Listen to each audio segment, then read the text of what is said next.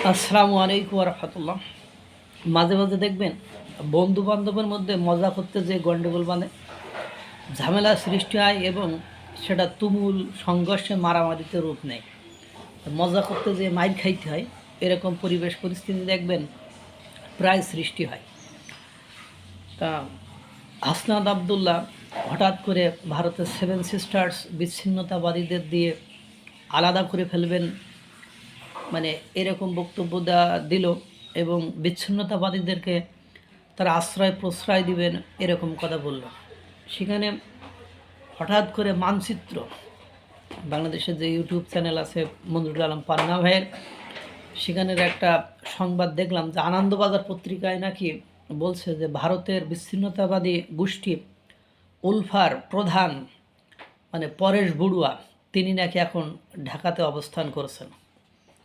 তো এই নিউজ বা এই সংবাদ যদি সত্য হয় যে উলফার নেতা পরেশ বড়ুয়া ঢাকাতে আছেন, তাহলে তো এখন এবং আনন্দবাজার পত্রিকা এই সংবাদটি করেছে, যদি এই সংবাদ সত্য হয় তাহলে তো এবার ভারত ধরে নেবে তারা ভারতের বিচ্ছিন্নতাবাদী গোষ্ঠীর সাথে সম্মিলিত হয়ে যোগ করে বা যোগ সাজেশ করে তারা একটা পরিকল্পনা করেছে যে মানে ভারতকে আনস্টেবল অস্থিতিশীল করার লক্ষ্যে। ইতিমধ্যে অবশ্য ভারত যাতে অস্থিতিশীল করতে না পারে সেজন্য সব ধরনের প্রস্তুতি গ্রহণ করেছে এবং 0 পয়েন্ট ভারত মায়ানমার এবং বাংলাদেশের যে 0 পয়েন্ট আছে, যেখানে বিভিন্ন বিচ্ছিন্নতাবাদী গোষ্ঠী গ্রুপ অংশ নেয় বা ওখানে অবস্থান করে বা সেখান থেকে বিভিন্ন ধরনের অকারেন্স ঘটানোর চেষ্টা করে, সেখানে তারা থেকে আক্রমণের একটা প্ল্যান প্রোগ্রাম মানে করে সেখানে হামলা চালিয়েছে এবং বিভিন্নভাবে যেখান থেকে জঙ্গি সংগঠনের বা বিদ্রোহী গোষ্ঠীদের উত্থান হতে পারে সেখানে ইতিমধ্যে ভারত বিভিন্ন সময় অপারেশন চালাচ্ছে। এখন এই ঘটনাকে কেন্দ্র করে আপনারা দেখেন এই বক্তব্যের পরে ভারতের মানে কি উস্কানি দেওয়া বা যাই বলেন না কেন, হাইকমিশনের ঘেরাও করতে কালকে যাচ্ছিল, সেখানে পুলিশ অবশ্য বাধা দিয়েছে, তাদেরকে আটকে দিয়েছে। তারপরে আবার মানে ভারত বাংলাদেশের হাইকমিশনকে তলব করার পরে হাসনাত আবদুল্লাহ আবারও তাদের লাথি মেরে বের করে দেওয়ার মতো বক্তব্য প্রদান করেছে।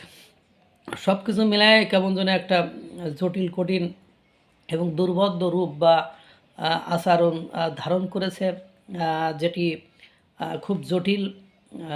এবং মানে এই পরশ বড়ুয়া আপনারা জানেন উলফার প্রধান, এ যদি ঢাকাতে এসে থাকে তাহলে ভারত বিষয়টাকে কেমনে নেবে এখন?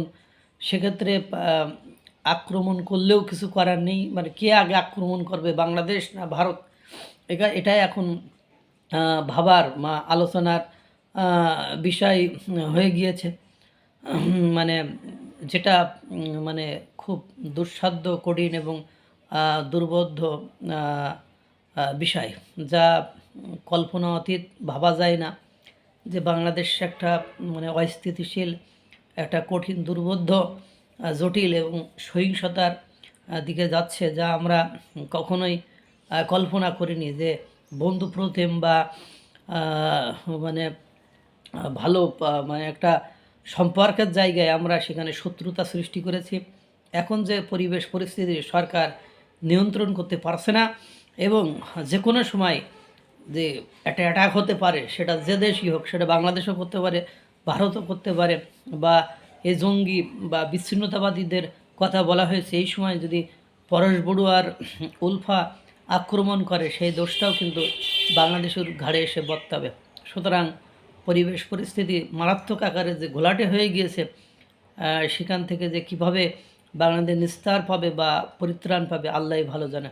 আল্লাহ তাআলা সকলকে ভালো রাখুক, সুস্থ রাখুক। আসসালামু আলাইকুম ওয়া রাহমাতুল্লাহ।